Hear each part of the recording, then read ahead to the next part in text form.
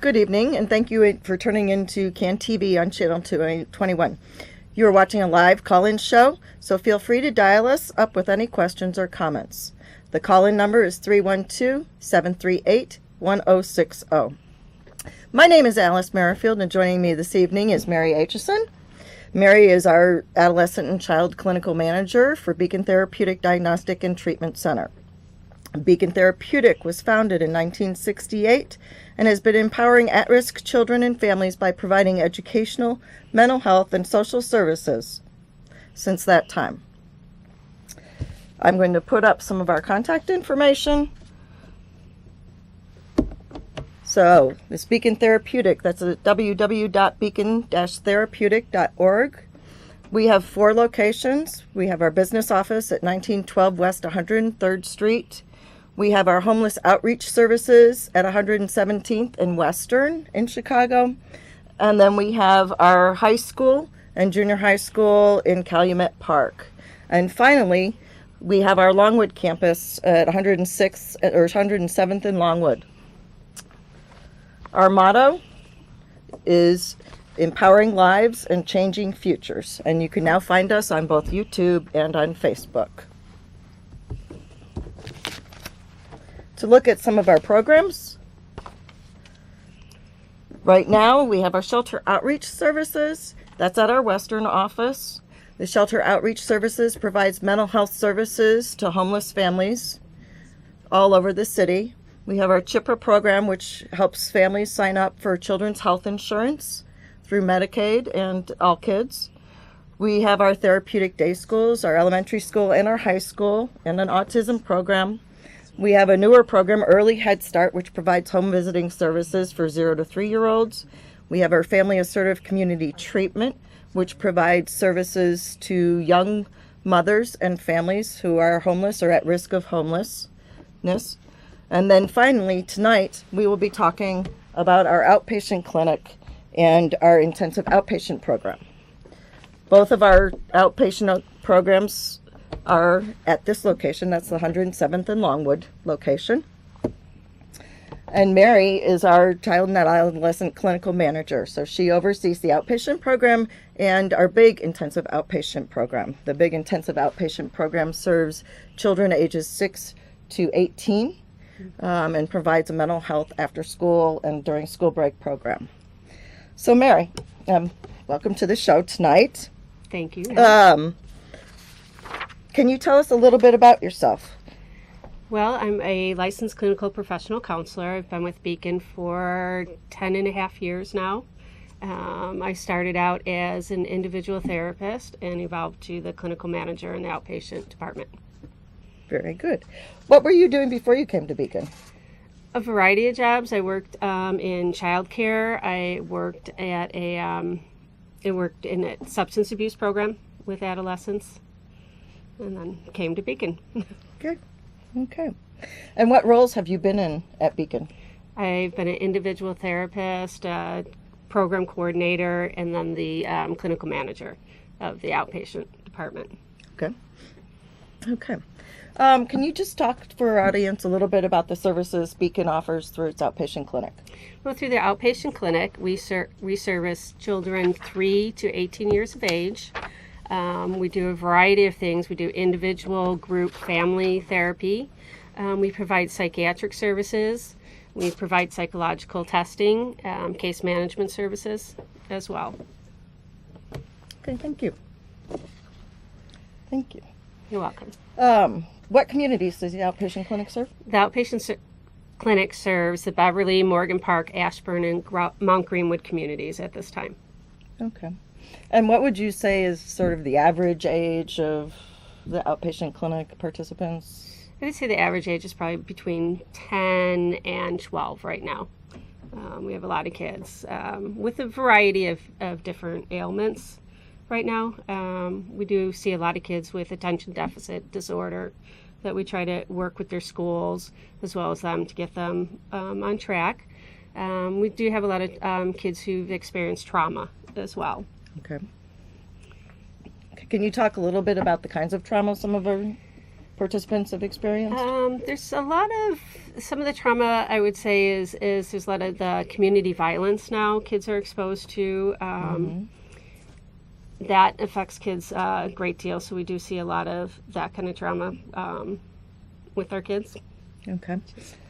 What kind of impact would you say the community violence and some of the violence that our participants have experienced has on them? I think it has a profound impact on them. I look at that. Let me think here. Some of our kids, they're not able to adapt. I mean, if you ask that some of our average kids in the clinic, how many have experienced a death or a friend dying, and a majority of the kids have. So they've especially the teenagers right now, like the 14, 15-year-olds. I mean, I've worked with kids who can give me 4 or 5 names of friends that they've lost to violence. Okay.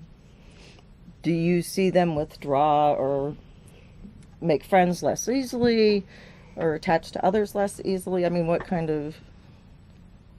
You see a lot of anger, but I also do see a lot of withdrawal from other kids. They don't want to get close to other kids, or there's a lot of trust issues with the kids we work with right now. Okay. All right, well, thank you. You're welcome.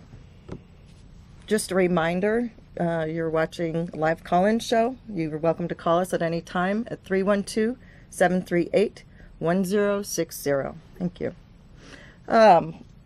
Beacon also offers some intensive outpatient programs. We have 2 intensive outpatient programs. One is our Little IOP, which serves little children. So those children are ages 3 to 6 years old. This is a picture of our CEO, Susan Reyna, and one of our Little IOP children. Little IOP runs from 9 until 2:30 every day and provides therapeutic services for preschoolers who otherwise could not be successful in another program, such as a Head Start or a preschool program, due to mental health issues. So we're also tonight going to talk about our Big IOP program, which Mary supervises. Big IOP is an after-school program and during school break program serving children ages 6 to 18. And Mary, would you tell us a little bit about Big IOP? Well, as Al said, we service children ages 6 to 18 who are experiencing moderate to severe emotional or behavioral problems. What we do is we look at the problems can be in the home, community, and in school. These types of difficulties put them at risk for hospitalization or exclusion from community programs. And our goal is to keep kids out of the hospital and to ultimately get kids back into community programs. And what kind of luck have you had finding community programs to transition some of our participants into? Well, right now that's pretty difficult. There's not a lot of community programs out there for kids. So I haven't had a lot of success to find stuff that's out there available for kids, especially when the kids start getting to be about 15, 16 years old. Okay. I'm going to put up a picture of a field trip from Big IOP. Big IOP engages in a number of activities, such as field trips and community outings, as well as the on-site clinical services. Our ultimate goal with Big IOP is to get kids back into the community. Correct. So we do try to go on field trips. We will take kids to, one of our incentives is to take them to various restaurants to teach them how to order food. So they get to earn privileges. So we'll take them to McDonald's and they have to order their own food and then get it and pay. So we tried various things to get these kids to experience communities and how to act correctly and appropriately in the community setting. Great. Can you tell us a little bit more about some of the groups that are offered during Big IOP, what kinds of focus they have, what are the kinds of clinical issues that they work on during the Big IOP programming? Okay, we do milieu therapy, so it is basically group therapy, and the kids are, there's about 8 to 10 kids per group. We do work on a lot of social skills. A lot of our kids have a great deal of difficulty getting along with one another. So we work on how to act appropriately, how to ask another kid for something you might want without getting upset. We do a lot of anger management. Our kids have a really hard time expressing themselves, especially when angry, or become frustrated easily. So we try to work on, we do coping skills group. What do you do when you become frustrated? How not to, when you're frustrated, how not to lash out and hit. What's a more appropriate response? And we play sports, and we're trying to teach them sportsmanship, how to lose without getting that upset that you fall completely apart. Because unfortunately, not everybody's going to win, but our kids have a hard time. Somebody else is cheating too, yes. Right? Yes. And how do you handle that appropriately? Without throwing a game or lashing out and kicking and hitting. So we do a lot of that kind of stuff. How to act appropriately, who to go to when you need help. Okay. Can you talk to us a little bit about the philosophy of care used in Big IOP? Do no harm right now. The trauma-informed treatment, and how does that sort of make itself? How does it show within the milieu to be trauma-informed in how you approach the participants? Well, we try to teach our clinicians, about different traumas and how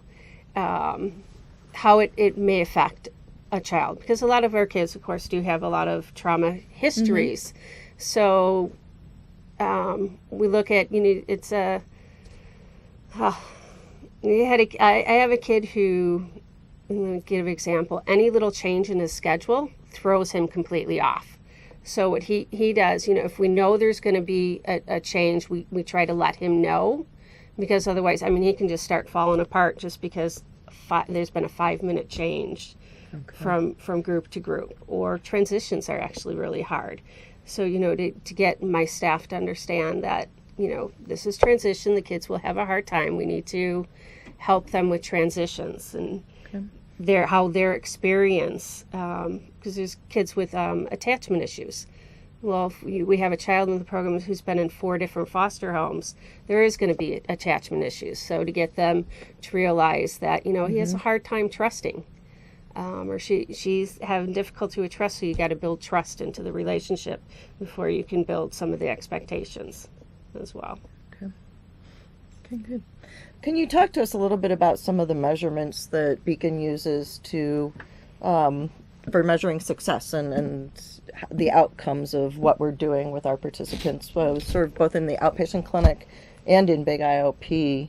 What standardized measures and how do we sort of show other people that what we're doing makes a difference in people's lives? Okay. We have, every child that comes into the program gets an individual treatment plan. So in every 90 days, we assess the individual treatment plan. And as well as the treatment plan goals and objectives, we're looking at the Ohio scales, which measures their behavior, and that's a measurized state initiative testing. We also do the Columbia Index scales, which the parents fill out as well as the child or the participant, and we do the child behavior checklist every 6 months with a child. So those are kind of our standardized. The 3 standardized are the child behavior checklist, the Ohio scales, and the Columbia Index scales. But we're also looking at their individual goals and objectives on their treatment plans. Every 90 days, and whether they meet their goals or they need to be modified. We try to meet with the parents every 90 days as well for just going over goals and objectives of the treatment plans. And how do our outpatient services, how can you explain for people how they communicate with parents and then how they communicate also with the schools that those participants might be involved in? Okay, well, we do a variety of things. For the outpatient clinics, we do have usually weekly, bi-weekly therapy appointments. For the intensive outpatient program, we try to keep in touch with all our parents weekly, if not daily, depending on the child's needs. But the intensive outpatient program, we do home visits every 90 days. We do outreach. We've gone to IEP meetings, individual educational plans at various schools. I have an outpatient therapist who works with a school. She goes and does therapy at the school with her participant. So we do try to keep contact with everybody on as much as possible. We go into the homes, we'll go into the communities, we'll go into schools.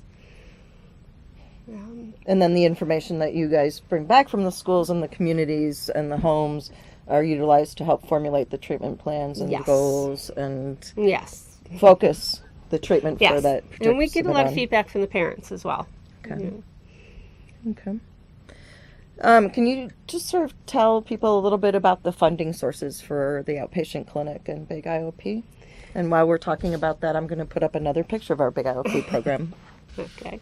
Well, the mental health clinic is a certified Medicaid community mental health program, so we're Medicaid funded, as well as the intensive outpatient program. So we do receive a lot of state funding for our programs, and I believe there's various grants as well that help fund these programs. Okay.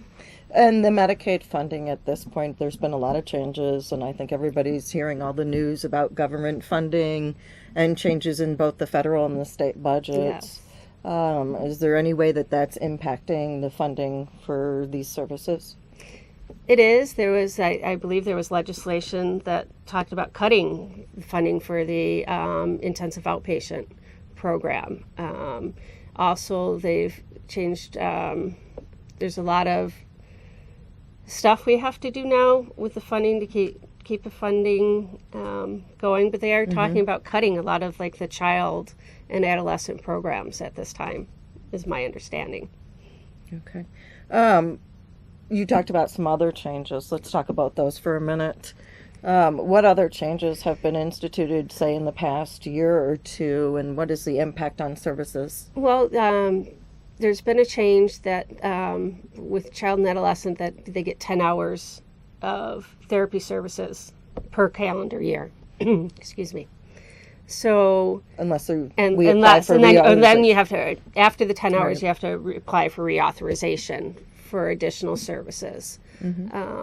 When you're working with kids, you have to. There's a lot of mistrust issues, and it could take a child 10 hours just to get to trust a therapist in order to even start on work with them. So if you look at, the process of the reauthorization process now, my understanding is hours and hours of work to try to get that paperwork through.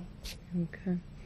Have the clinicians at Beacon seen an increase in the amount of paperwork that's been demanded by the funding agencies in order to justify the funding and to meet the standards of the funders? Yes, I would say for every client you see, there's usually about 2 hours worth of paperwork to do. So there's which has cut down on the ability of people to actually provide services because there's only so many hours in the week. You mentioned also that the funding for IOP programs was for a while being talked about eliminated from any future budgets. And as far as we know at this point, that funding is going to remain, although we're waiting to hear a final word.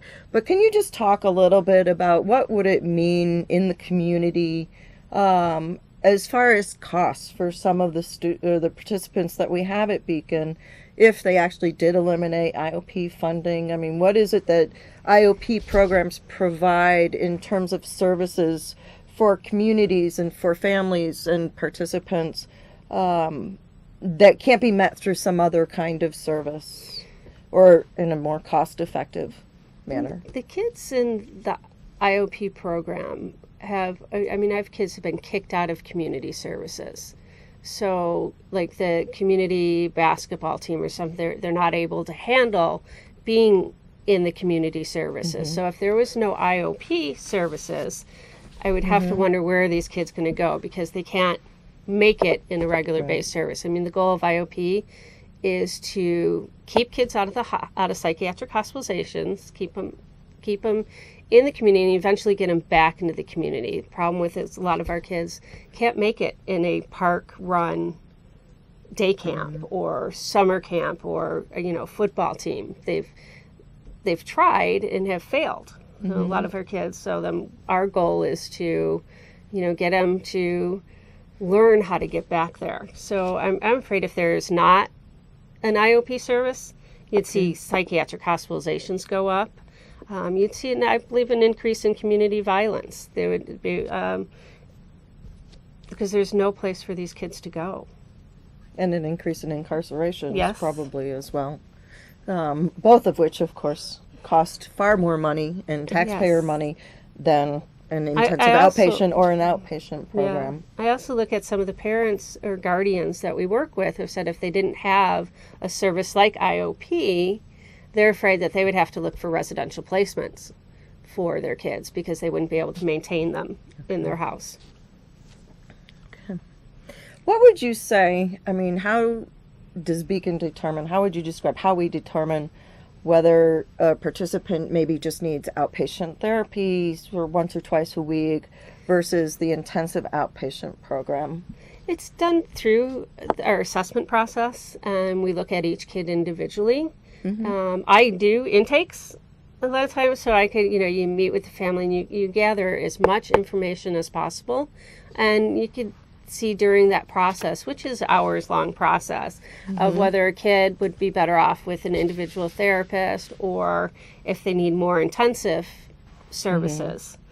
We've had kids that I've referred from the outpatient clinic into the intensive outpatient program because we've tried individual therapy, and we weren't as successful with it, and their problems were increasing. So our goal was, instead of recommending hospitalization, well, let's try the intensive outpatient program to see if that helps. Okay. What do you think makes Beacon unique as social service agencies go? Loaded question. We have so much to offer. I believe we do so much with the kids. We work with just the schools and then with just the community, just being in the community, and then working with our shelter outreach services. So we're working in even the intensive outpatient program, the younger kids. So we're actually trying at an early age to work with these kids and get them to function in the community. So I believe Beacon has a lot to offer at this time. Okay. Why do you think people should support social service agencies like Beacon? Well, you have to look at the function. Our youth is our future, and if we don't start with the youth, where are we going to end up? They're just the community violence that's increased. We really need to help these kids to survive so that they have a future. Okay, good. And people can support Beacon. We take in-kind donations. People can sometimes volunteer their time. We have annual fundraisers, so there are a variety of things. We accept clothes, any kind of toys and different kinds of things as donations. So anyway, again, I remind you, we are Beacon Therapeutic Diagnostic and Treatment Center. I will put up our contact information again. We have 4 locations in the Chicago and Calumet Park area. And you can tune in every Tuesday at 4:30 through June 28th to learn more about Beacon and the impact it's making in the community through its various programs. You can look forward to, in July, we will be having a fundraiser at Joe's on Weed Street.